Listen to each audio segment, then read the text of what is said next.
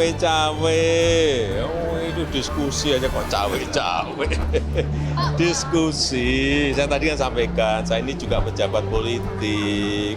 Tapi bukan cawe-cawe. Urusan capres, cawapres itu urusannya partai atau gabungan partai.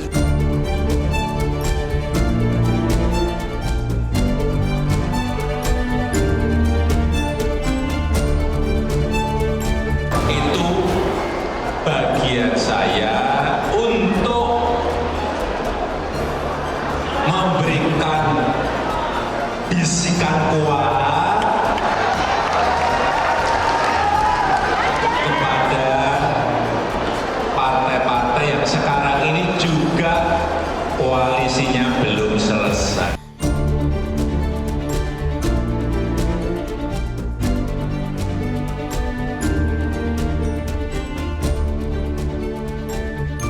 Cawe-cawe itu sudah saya sampaikan bahwa cawe-cawe itu saya sampaikan bahwa menjadi kewajiban moral, menjadi tanggung jawab moral saya sebagai presiden dalam masa transisi kepemimpinan nasional di 2024, ya harus menjaga agar masa transisi kepemimpinan nasional lewat pemilu serentak, lewat pilpres itu bisa berjalan dengan baik tanpa ada riak-riak yang membahayakan negara dan bangsa. Masa kalau ada riak-riak yang membahayakan negara dan bangsa saya disuruh diem? Enggak lah.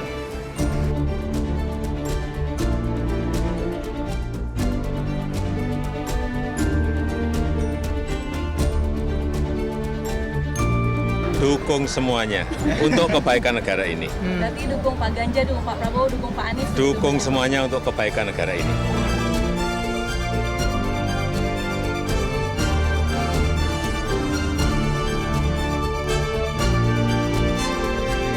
Dan juga meminta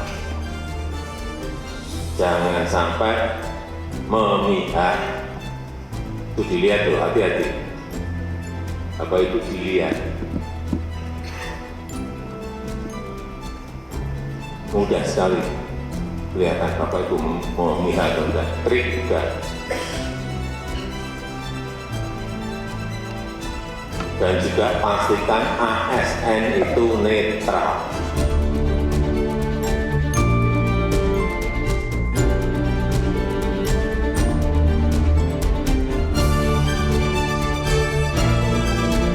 Bahwa pemerintah daerah, pemerintah provinsi, pemerintah kabupaten, pemerintah kota, pemerintah pusat, semua harus netral.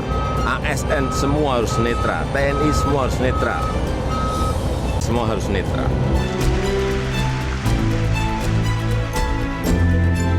Ini sebetulnya hari Sabtu. Kemarin dari daerah saya ingin mengajak seluruh komponen bangsa untuk bersama-sama menjaga pemilu ini berjalan jujur dan adil, prosesnya lancar, serta hasilnya yang baik dan terpercaya. Dan kepada seluruh aparat negara, saya sudah bolak-balik saya sampaikan, baik ASN, TNI, Polri, harus bersikap netral dan tidak memihak.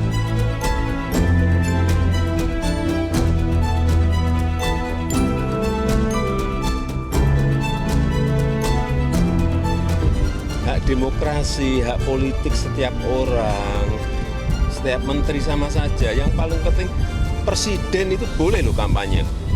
Presiden itu boleh loh memihak. Boleh. Tapi yang paling penting waktu kampanye tidak boleh menggunakan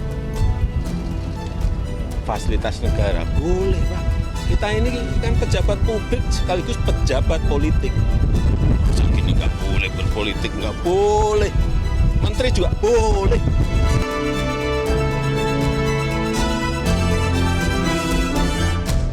Anda kembali di Selamat Pagi Indonesia, pemirsa masih bersama dengan Pak Trisno dan Pak Fahmi. Pak Fahmi, tadi kita sudah dengarkan sendiri berbagai pernyataan Presiden Jokowi yang dinilai oleh sejumlah pihak inkonsisten begitu ya dari beberapa kesempatan yang berhasil dihimpun oleh media. Nah, sementara itu soal netralitas dan keberpihakan ini dianggap penting dalam ketatanegaraan Republik Indonesia. Bagaimana Anda mengaitkan pernyataan-pernyataan yang sudah dibuat Presiden Jokowi tadi dengan soal netralitas dan keberpihakan ini? Bagaimana tanggapan Anda? Ya, baik, Mas, ada dua hal yang perlu dipisahkan ya. Kalau saya melihat secara umum pernyataan Pak Jokowi itu kan memang tidak konsisten dari beberapa pernyataan-pernyataan yang disampaikan sebelumnya. Kalau bicara tentang netralitas itu berkaitan dengan status presiden dan wakil presiden itu sebagai pejabat negara. Jadi dalam kapasitas sebagai pejabat negara, dia tidak boleh mengambil keputusan ataupun tindakan yang menguntungkan atau merugikan salah satu pasangan calon. Itu konsep kenetralannya di situ. Jadi nggak boleh. Jadi kalau tadi dikatakan Pak Jokowi ngomong bahwa presiden berhak lo kampanye, presiden itu bisa lo memihak, iya boleh silakan. Tetapi itu dalam kapasitas beliau, misalkan harusnya kejelasan statusnya sebagai tim kampanye kah atau tim pelaksana kampanye, dan itu harus didaftarkan ke KPU. Jadi kalau Presiden Jokowi atau Pak Jokowi ingin menjadi tim pemenangan salah satu paslon presiden, ya udah beliau harus terdaftar di KPU sebagai tim kampanyenya salah satu paslon. Dan apabila akan berkampanye, silahkan berkampanye, tapi harus cuti luar tanggung negara, tidak boleh menggunakan fasilitas negara dan segala macam terkait dengan aturan berkampanye. Di ranah itu sebetulnya presiden wakil presiden itu bisa menggunakan hak berkampanyenya, bisa berpihak kepada salah satu pasangan calon. Namun kalau dalam kapasitas sebagai pejabat negara, undang-undang sudah membatasi, tidak boleh. Jadi misalkan Pak Presiden dalam agenda kenegaraan berkunjung ke satu tempat, lalu kemudian di situ beliau misalkan mengarah pernyataan mendukung, itu nggak boleh karena kapasitas sebagai pejabat negara. Maka segala tindakan dan keputusan yang dilakukan oleh pejabat negara itu dia terkungkung di aturan main di Undang-Undang Pemilu kita yang mengatakan bahwa pejabat negara tidak boleh mengambil keputusan ataupun tindakan. Nah, tindakan itu macam-macam sepanjang bahwa tindakan dilakukan dalam konteks bahwa beliau adalah sebagai pejabat negara, ada tindakan konkret yang diambil dan tindakan itu dalam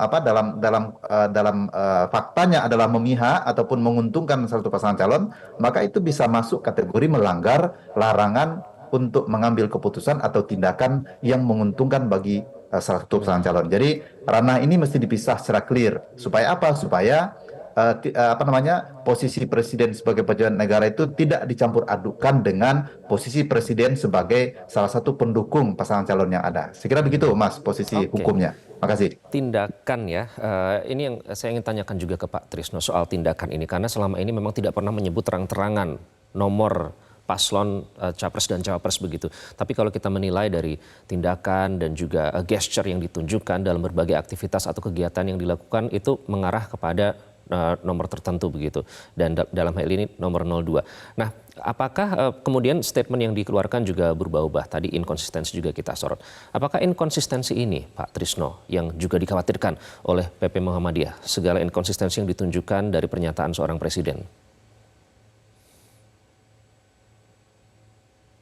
Saya dengan pandangan-pandangan disampaikan oleh seluruh anggota Majelis Hukum dan HAM pimpinan Pusat Muhammadiyah memang juga melihat bahwa Presiden dalam hal ini kaitannya dengan netralitas itu selalu mendorong agar berbagai pihak yang ditentukan oleh undang-undang itu berada di dalam posisi netralitas. Bahkan ada pengaturan yang secara tegas tidak menunjukkan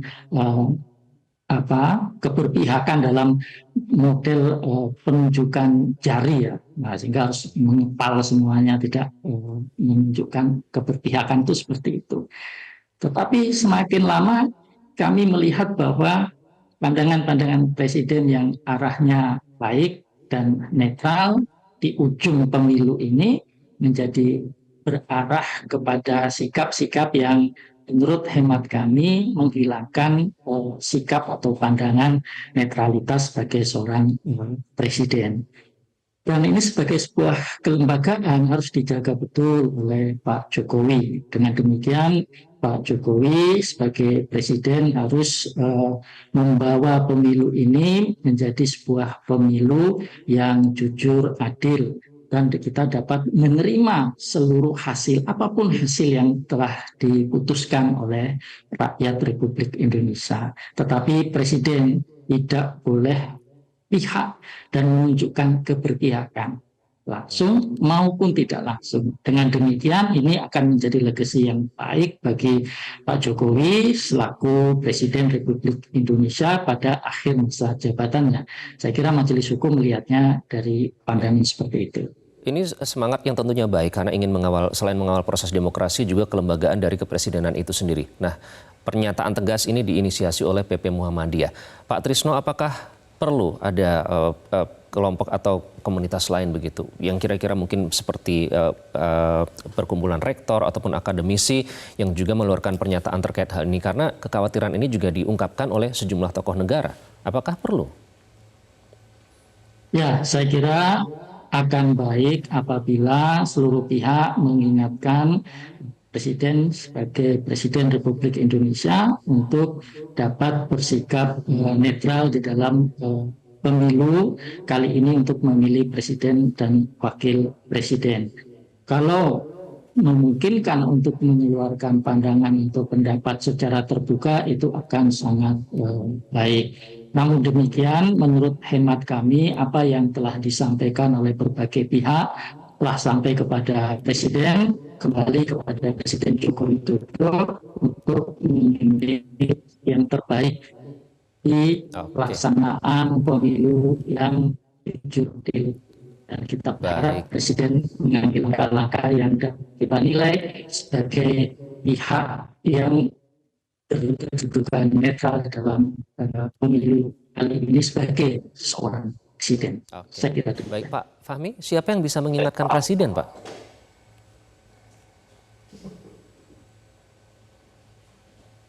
Pak Fahmi? Ya, Mas. Siapa yang bisa mengingatkan Presiden?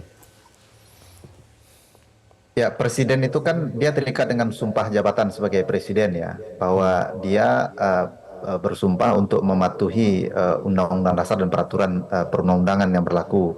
Harusnya dalam konteks ini Presiden sebagai pimpinan tertinggi itu tidak mesti harus menunggu diingatkan untuk mematuhi semua itu. Karena bagaimanapun kearifan, kebijaksanaan, kepatuhan kepada konstitusi, kepada aturan main itu mestinya ada di Presiden dan beliau adalah contoh bagi semua. Oleh karena itu, dalam kondisi yang sudah banyak pihak termasuk PP Muhammadiyah menyampaikan sikap terkait dengan ini, harusnya Presiden menyadari itu dan segera untuk mengevaluasi tindakan-tindakan yang dikhawatirkan itu akan dapat mengganggu integritas pelanggaran pemilu tahun 2024. Bagaimanapun ya, kalau hari ini misalkan Pak Jokowi dalam sejumlah penilaian survei beliau sukses di beberapa aspek pelanggaran pemerintahan, tapi kalau proses suksesi ini tidak beliau jaga dengan baik dengan cara beliau menunjukkan sikap kenegarawanannya dalam proses kontestasi ini, tetap saja nanti akan ada penilaian-penilaian negatif terhadap posisi beliau, terutama dalam rangka melanjutkan proses membangun demokrasi kita. Beberapa minggu terakhir sudah banyak pihak yang mengingatkan Presiden sebenarnya. Apakah ini Anda melihat ini tidak didengarkan? Ya, sejauh ini kan Presiden masih tetap dengan sikap tidak konsisten beliau dengan pernyataan-pernyataan awal, tidak berpihak mendukung semua calon, dan sudah diingatkan, ya artinya dalam posisi ini Pak Jokowi ngambil posisi tetap berpihak kepada salah satu pasangan calon. Oleh karena itu menurut saya, ya sudah paling tidak patuhilah aturan-aturan mainnya. Contoh ya, kalau memang Pak Jokowi menggunakan haknya untuk melaksanakan kampanye, ya sudah mendaftarkan diri ke KPU dan didaftarkan sebagai tim kampanye, silahkan, tetapi tidak boleh menggunakan fasilitas negara yang ada. Kemudian juga beliau juga harus mengingat bahwa sebagai Presiden beliau juga tidak boleh mengambil keputusan ataupun tindakan yang menguntungkan atau merugikan salah satu pasangan calon. Kalau itu terjadi, artinya beliau sadar atau tidak itu masuk ke ranah merusak apa yang kita sebut sebagai tatanan demokrasi yang hendak dibangun dalam sistem konstitusi kita. Oke, baik, terima kasih Pak Fahmi, Pak Trisno, kita kawal bersama. Tentu saja kita semua menginginkan proses pemilu dan juga kita mengawal demokrasi dan kelembagaan Presiden itu sendiri supaya sesuai dengan marwah demokrasi. Terima kasih Pak Trisno dan Pak Fahmi sudah bergabung dengan Selamat Pagi Indonesia.